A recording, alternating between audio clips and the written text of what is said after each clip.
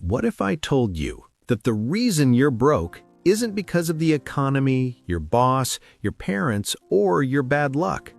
What if the real reason is something that's been living inside your own mind, quietly, invisibly, blocking every dollar, every opportunity, every breakthrough that was ever meant for you? In 1955, a man named Dr. Joseph Murphy sat down and wrote a short, dangerous little book. Dangerous because it told people something that the world had been trying to hide from them. It told them, you are not a victim of your circumstances. You are the architect of your financial life. That book was called How to Attract Money. And in the next minutes, I'm going to walk you through every single idea inside it. The ideas that have quietly changed the financial lives of millions of people around the world. Stay until the end, because the last chapter contains the single most powerful exercise in the entire book, and I promise you, you have never tried anything quite like it. Before we dive in, tell me in comments which book do you want to explain on the next video. So, who is Joseph Murphy? Dr. Joseph Murphy was born in Ireland in 1919. He started his life as a chemist, a man of science, but then something happened that changed everything. He got sick, terribly sick, cancer, and the doctors told him there was nothing more they could do. But Murphy refused to accept that verdict. Instead of giving up, he began to study the one thing that conventional medicine couldn't explain, the power of the subconscious mind. He studied ancient texts, philosophy, metaphysics, and the emerging field of psychology, and he applied what he learned directly to himself. The result? He recovered completely, and he spent the next several decades of his life teaching others what he had discovered. His most famous book, The Power of Your Subconscious Mind, became one of the best-selling self-help books in history. But today, we're focusing on a lesser-known gem, How to Attract Money, a sharp, focused, practical guide to rewiring your relationship with wealth. Murphy believed one thing above all else. Your financial life is a printout of what's happening in your subconscious mind. Change what's in the mind, and the money follows. Principle 1. The subconscious is your money magnet. Here's the first thing Murphy wants you to understand. You have two minds, not one, two. The iceberg story. Imagine your mind as an iceberg. The tip above the water, that's your conscious mind. That's the part that sets goals, reads self-help books, and says, I want to be rich. That's maybe 10% of the total iceberg. But underneath the water, massive, hidden, impossibly powerful, is your subconscious mind. It runs 90% of everything.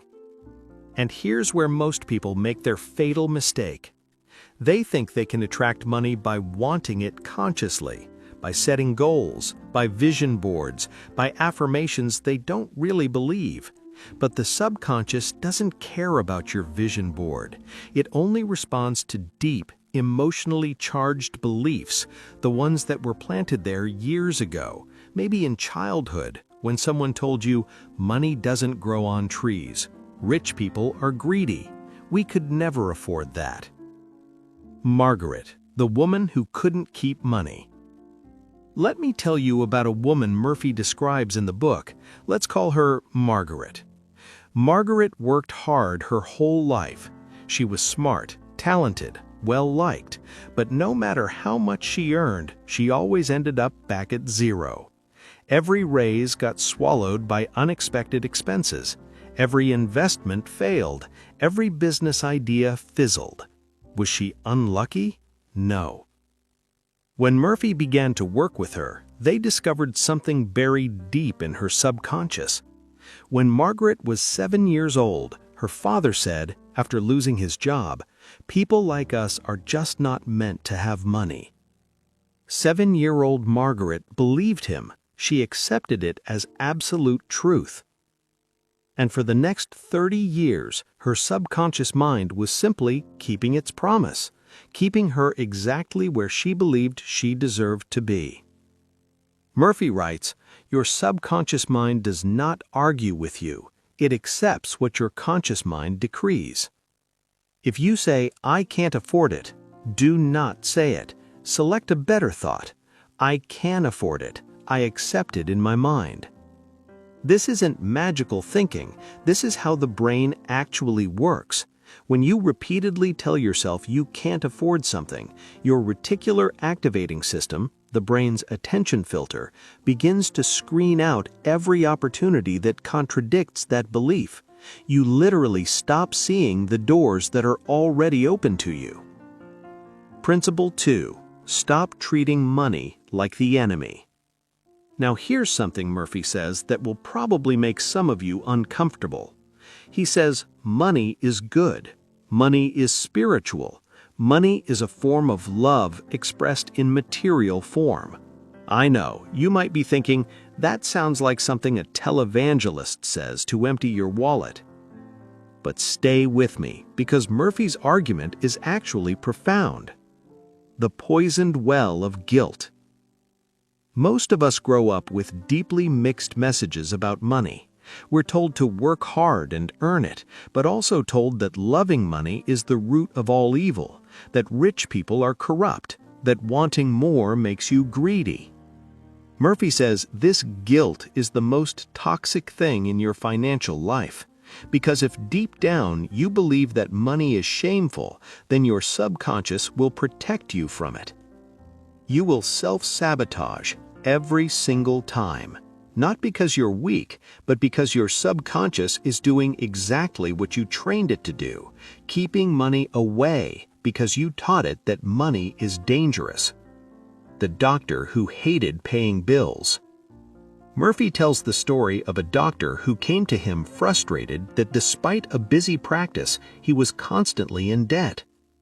The doctor said, and this is the key, "I hate it. Every check I write feels like losing blood. It feels like the money is being ripped away from me." And Murphy said, "That's your problem.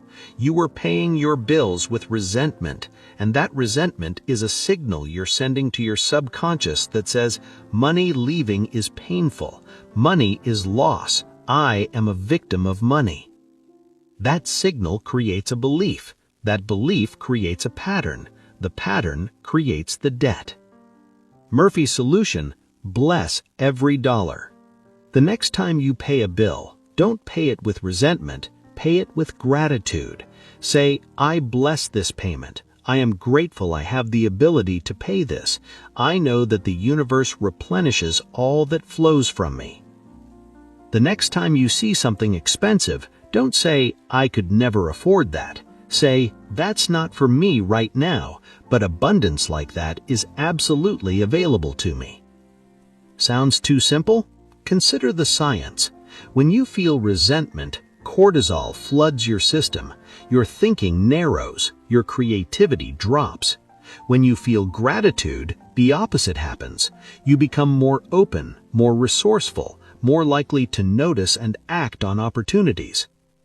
Money is energy. It flows, and it flows toward people who welcome it warmly, not those who resent it, fear it, or feel unworthy of it. Principle 3. Scientific imagination.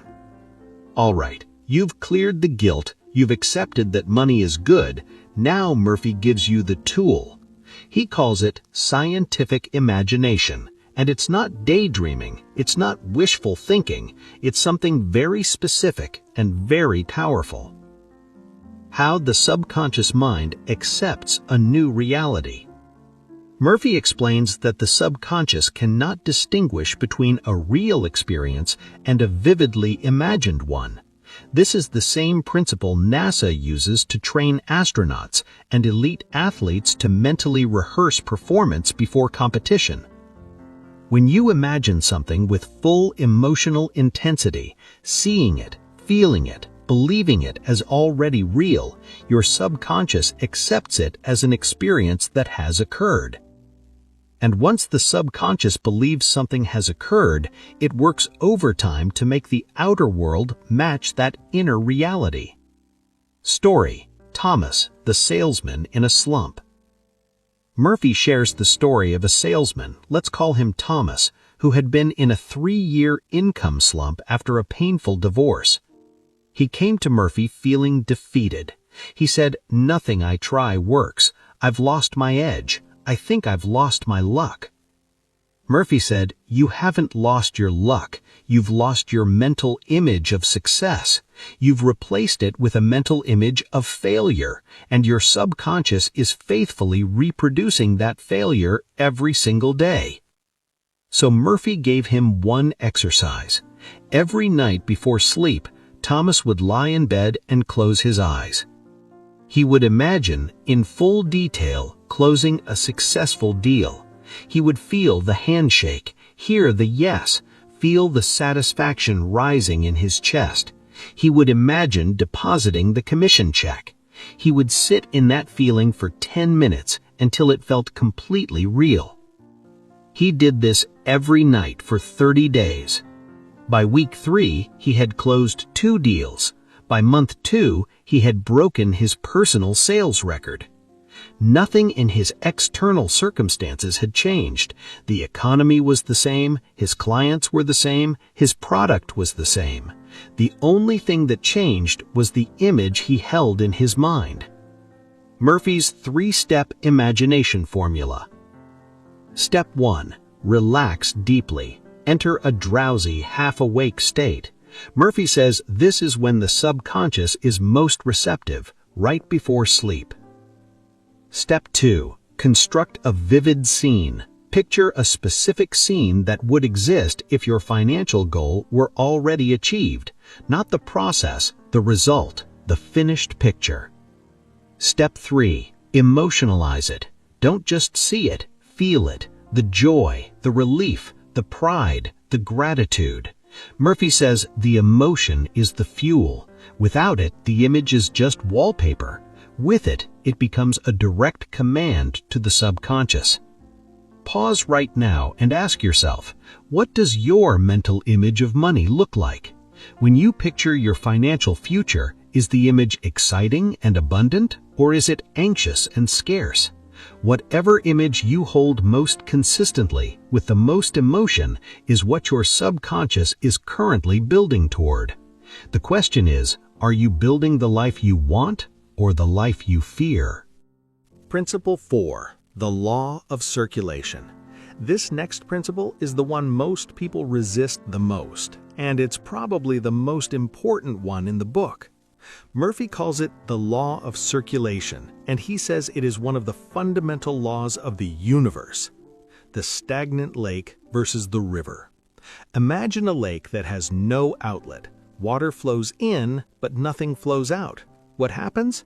The water stagnates. It becomes polluted. It stops being life-giving. Now imagine a river, constantly flowing in, constantly flowing out. Always fresh, always clear, always abundant. Murphy says your finances work exactly the same way. People who hoard money, who grip it in fear, who refuse to give or invest or share, create stagnation. Their financial life becomes a closed system. Nothing new can enter because there's no space for it. But people who give freely, who tithe, who invest, who share their abundance without fear, create circulation. And in a circulating system, new abundance constantly arrives to replace what left. Murphy was deeply influenced by ancient spiritual teachings that prescribed giving a specific portion of one's income, not as charity, but as a declaration, I am not afraid. I trust that more is coming. But here's the crucial part Murphy emphasizes. It's not the act of giving that changes your finances. It's what giving does to your subconscious mind.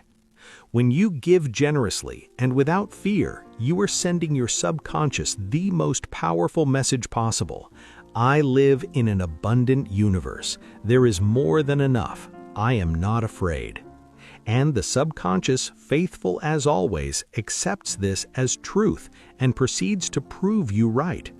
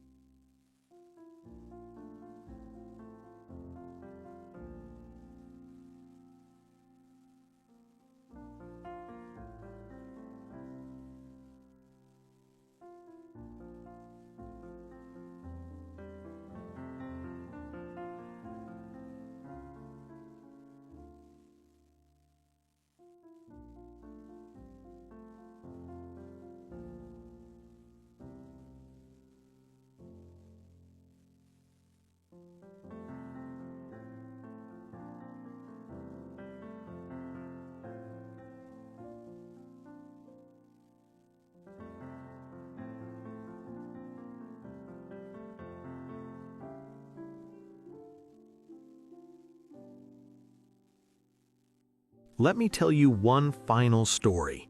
A young man, let's call him David, came to Murphy in the early 1950s. David had been raised in deep poverty. His father had died bankrupt. He'd grown up hearing, "Money is not for people like us." He was 28, working as a clerk, barely surviving, feeling trapped in a destiny he'd never chosen. Murphy taught him the sleepy state technique, just this one thing. David practiced it every night for 60 days. His scene was simple: himself sitting at a desk, opening a letter that contained a job offer, 3 times his current salary, doing work he loved. On day 43, he received a phone call from a company he'd applied to 6 months earlier, a company he'd nearly forgotten about. They offered him a position. The salary was exactly 3 times what he was earning. Was it coincidence? Maybe. Murphy would say it doesn't matter. What matters is this: David's subconscious had been quietly directing his attention, shaping his actions, priming him to recognize and act on opportunities he would have previously missed or talked himself out of. The subconscious is not a magic wand, it's a navigation system. And for 60 days, David had been programming his navigation system with a very specific destination. So let's bring it all home. Dr. Joseph Murphy, in How to Attract Money, gives us a roadmap, not a mystery, not a secret, a roadmap to rewiring the only thing that has ever stood between you and financial freedom, your own mind. The 5 principles, final recap. 1. Your subconscious controls your wealth. Your financial life is a printout of your deepest beliefs. To change the printout, you must change the beliefs. 2. Money is good. Release the guilt, the shame, and the fear. Money is a tool of freedom, generosity, and growth. Bless it. Welcome it. Stop apologizing for wanting it. 3. Scientific imagination.